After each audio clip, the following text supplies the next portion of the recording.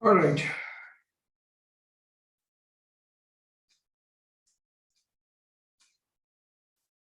October, November 2020, P12. Question number 1.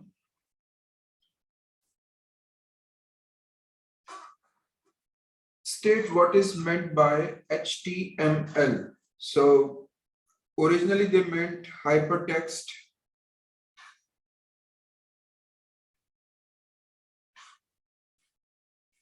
markup language.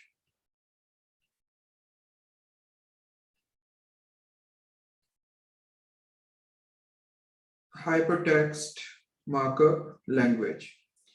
All right. If you like to put more, then you can write language to write or code HTML pages. That's it. But you don't need that.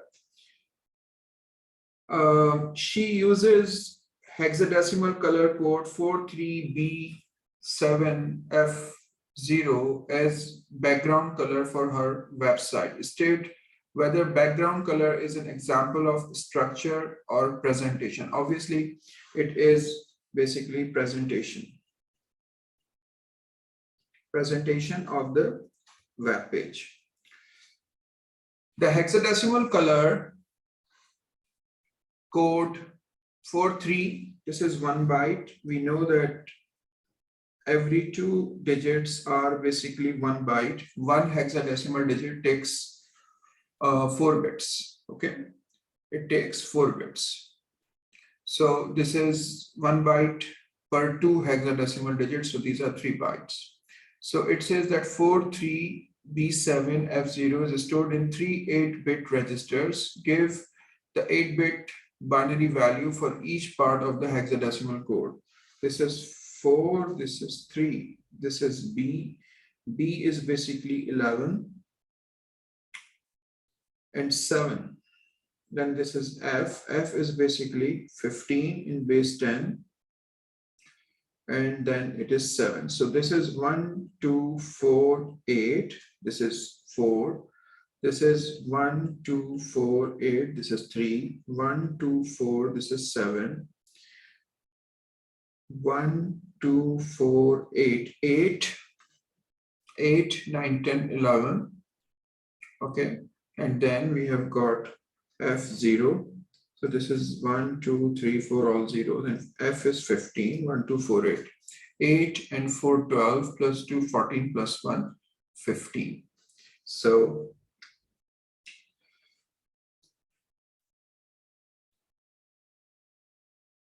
you would have to actually look into it like 1, 2, 4, 8, 1, 2, 4, 8. Then you will be able to solve it better.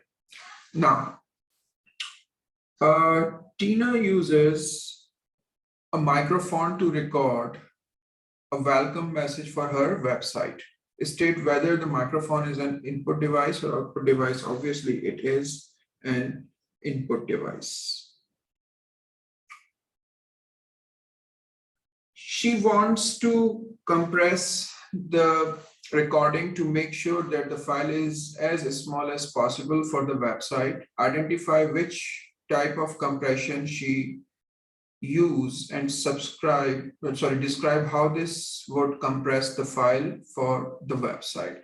Now you need to know that any data which is being used bound to time, like when we watch a video is bound to time. You have to have certain number of frames or certain amount of data per unit of time. Otherwise, you won't be able to watch a proper video.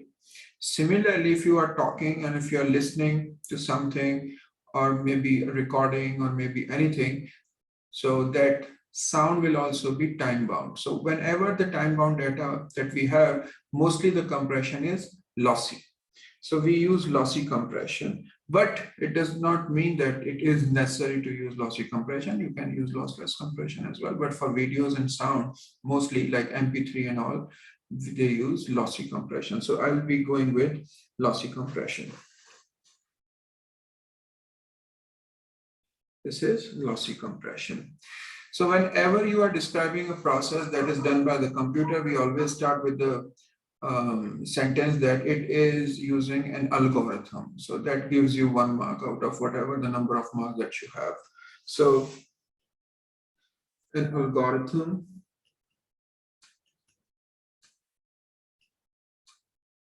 will be used. So this is 1 mark that you get. It removes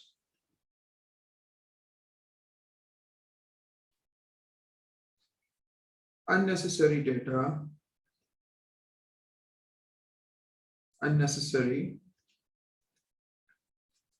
from sound file. For example,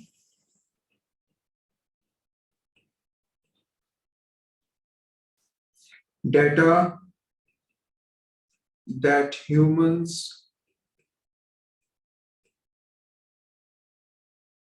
cannot register, like sound,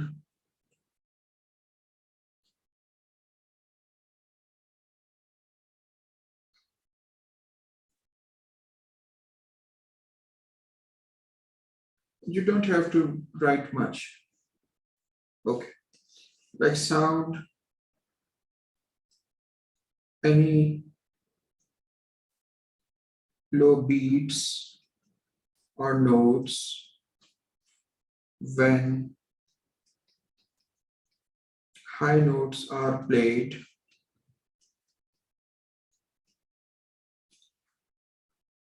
or you can reduce sample rate, you can reduce sample resolution,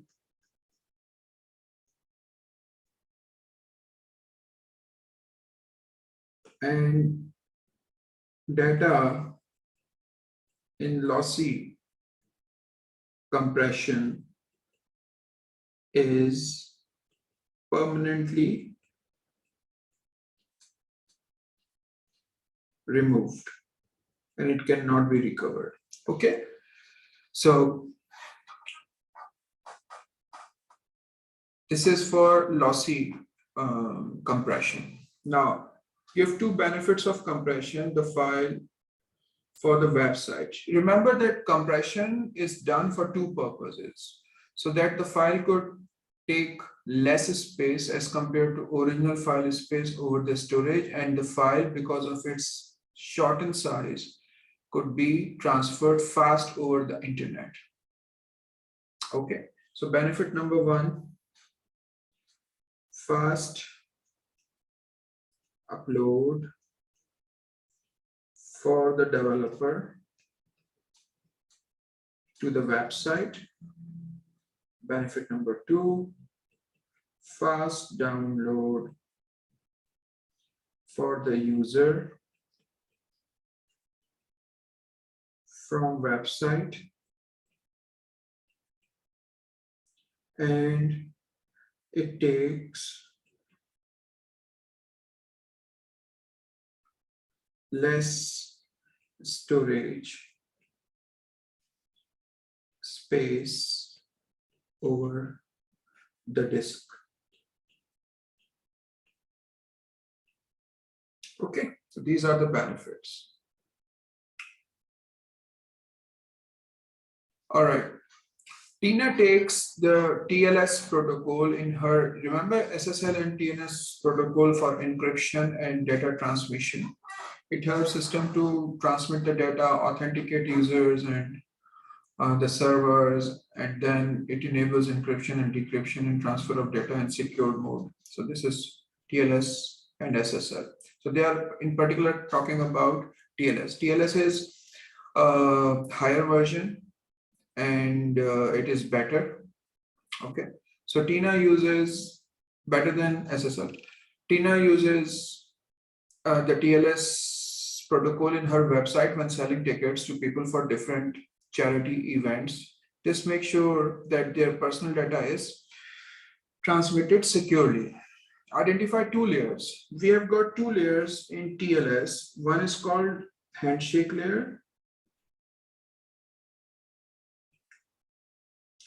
The other one is called record layer.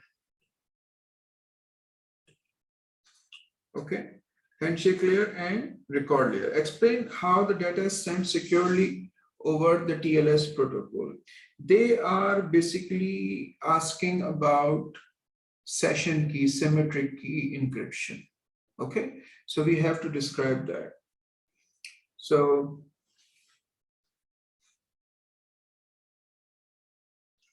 first of all, browser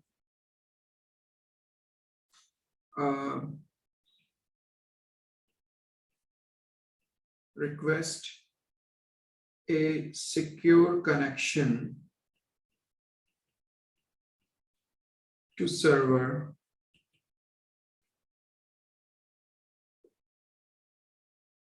when connection establishes browser is basically client requests for authentication.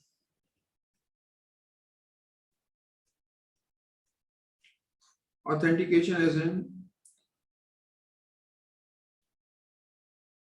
so that server identifies itself.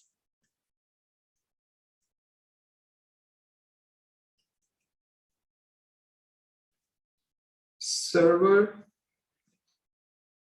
downloads its digital certificate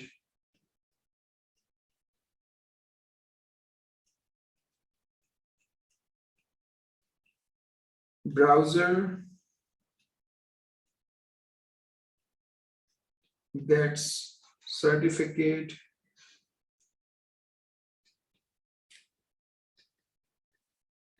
authenticated from certification authority. Certification authority is the software house that actually creates these certificates. Okay.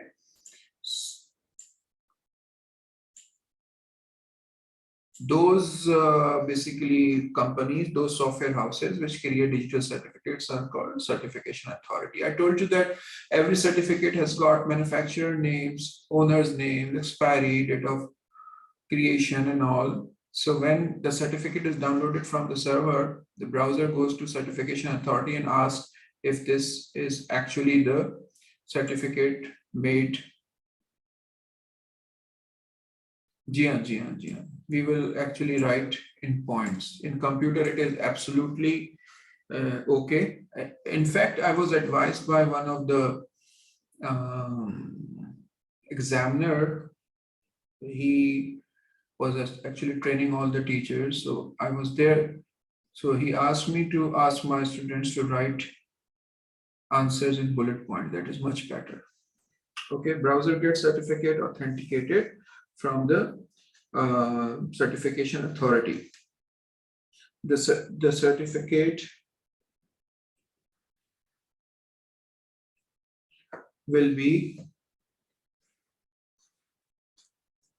verified.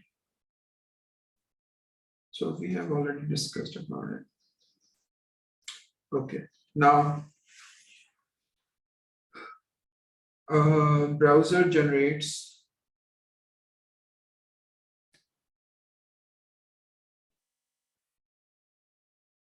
or creates session key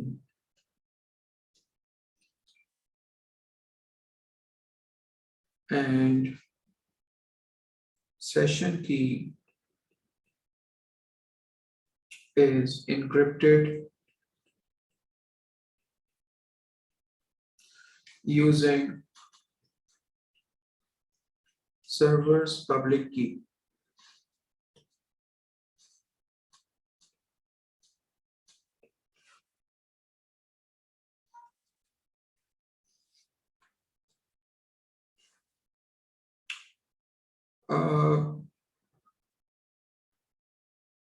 Encrypted key is sent to server and browser and in fact server sends a welcome message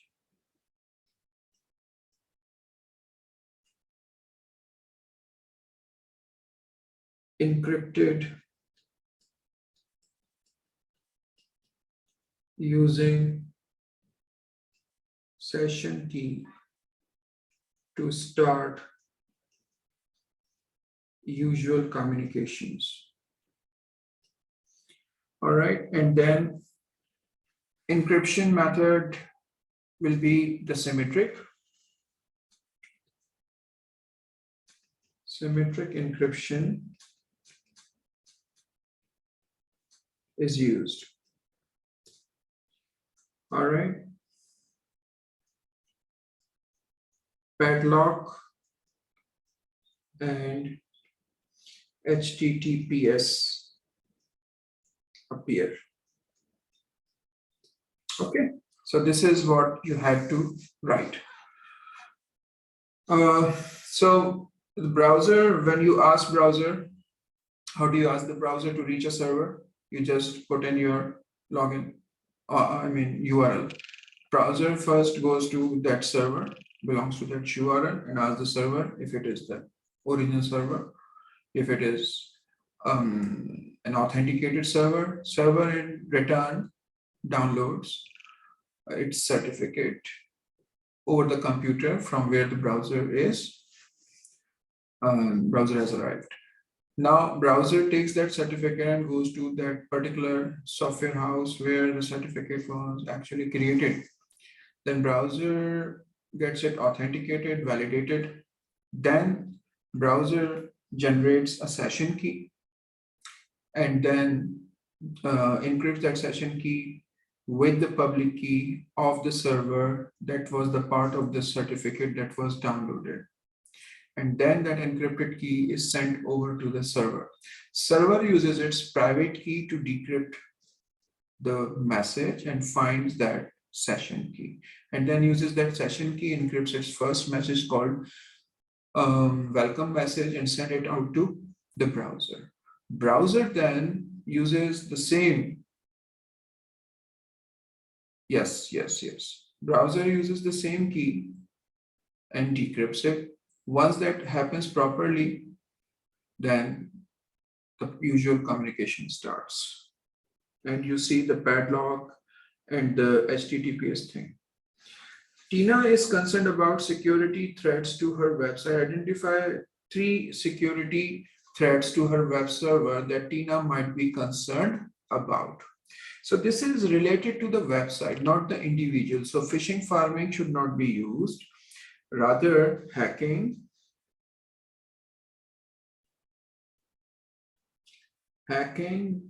virus, denial of service attack,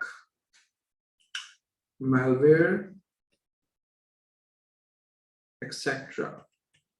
So spyware and phishing, farming will not be used because this is regarding server, not the user itself. Tina initiates a proxy server to help protect her website from security threats. So proxy server is a firewall, okay, only with 2 additions. Number 1, that proxy server plays an intermediary server. Intermediary server means a role playing. For example, if I get attached to a website and I want to access their email, so the proxy server will become email server, which is called intermediary server, or it starts playing role of email server, so that if I carry out an attack over the website, only the proxy server will be hit. The whole website in the back will be secured. So that is one thing. Number 2, firewall does not stop viruses to get into the network, but proxy does. So proxy stops viruses getting into the network. These are the two differences between proxy and firewall. Okay. So beside this, this is all completely firewall. So let's write it. Proxy is a firewall, or it acts like a firewall. It monitors incoming and outgoing traffic. Traffic is in the form of packets. Okay. Proxy obeys preset rules and applies those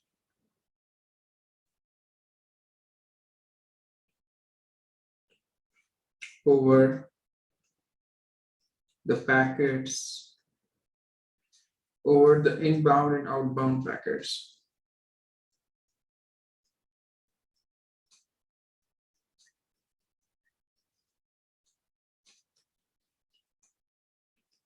Packets or traffic. Okay. It blocks all traffic not following the rules. And it also protects against hacking and denial of service attacks. All right. So this is your proxy. 4 7-bit binary values are transmitted from one computer to another. A parity bit was added to each binary value, creating 8-bit binary values. All the binary values have been transmitted correctly. So these are 8 bits. These are 1, 2, 3, 4 bits. 4 ones. All right. 1, 2, 3, 4, 5, 6 bits, ones, and 1 bit. So if the number is even, then it is even parity. If the number is odd, then it is odd parity. Okay. So over here we have got 8 bits which are ones. Over here we have got 4 bits which are 1. Over here we have got 6 bits which are 1. Over here we have got just 1 bit which is 1. Okay. Now, the data also be checked using a checksum. And remember, I told you what, whenever you describe a process that is done using a software, you will always be writing this uses an algorithm. Okay. Describe how a checksum can be used to check that the data has been transmitted correctly. Okay. So both sender and receiver use checksum algorithm. Okay. At senders, a value is calculated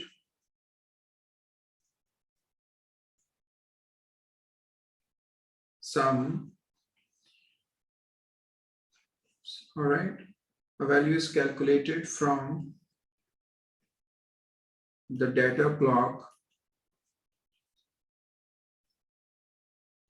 being sent. So what basically happens that you have got, let's say 1 byte, 2 byte, 3 bytes. Let's say this is A, this is B, this is C. And then there will be a sum of these. So this is called data block. And this is called checksum or sum. Okay, this whole thing is then sent. All right. The value, the sum value is then added to the block at the end. Whenever you add something at the end, it is called appended. What? Append.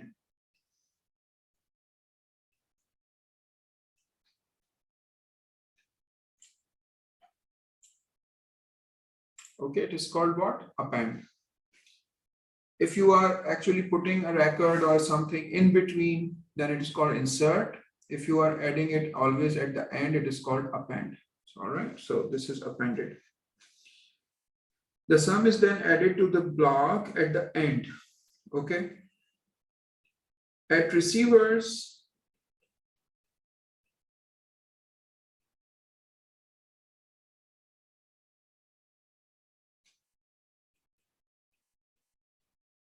the value sum is recalculated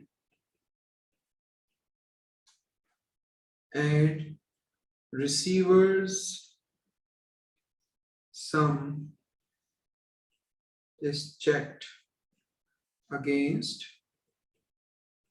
received sum.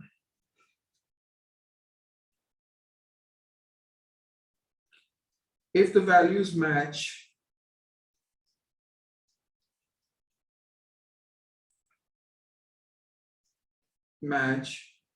the data is then the data is arrived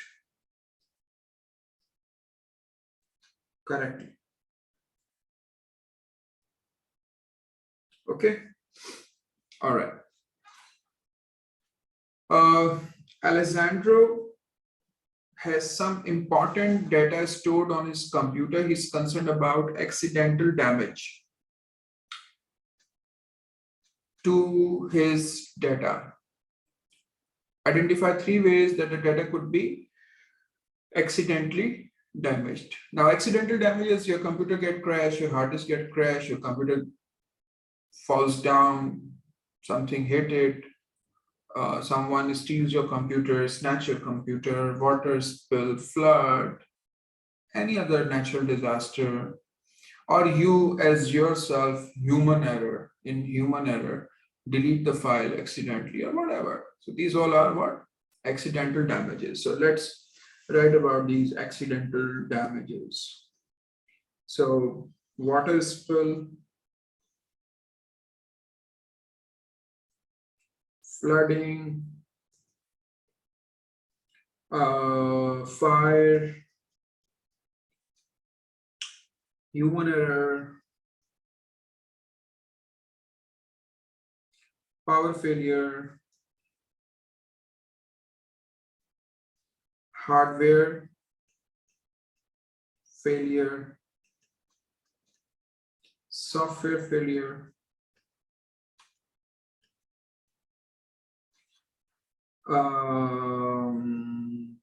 that's it. I don't recall anything else. So now state what Alessandro could do to make sure that he can retrieve his data if it is accidentally damaged. So this is obviously backup. So he will take a backup. All right.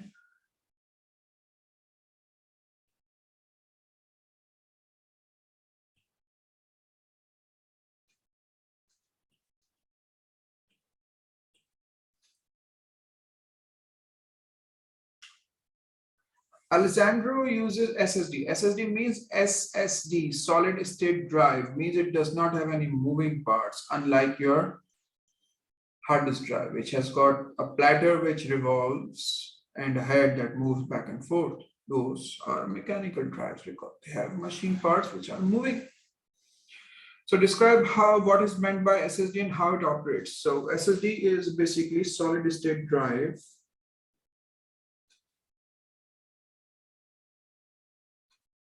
All right. So this is basically secondary storage. Secondary storage means a storage that needs to upload its data first to RAM so that computer could access it. Otherwise, it is not accessed directly. It is non-volatile.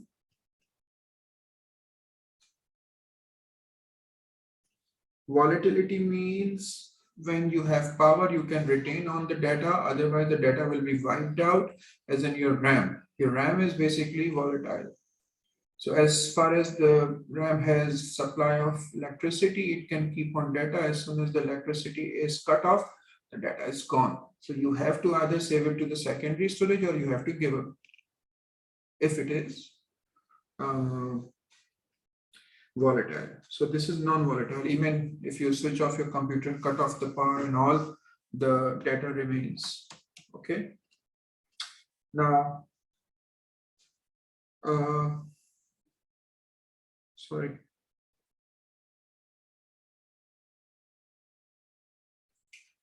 It has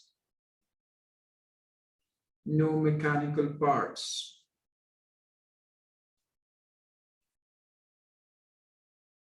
No moving parts. Okay, no moving parts. It uses transistors to store data electronically.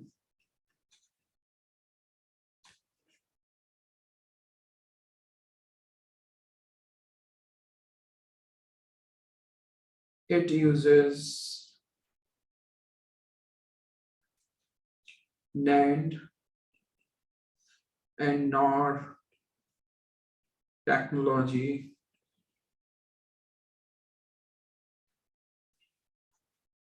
for manufacturing rather.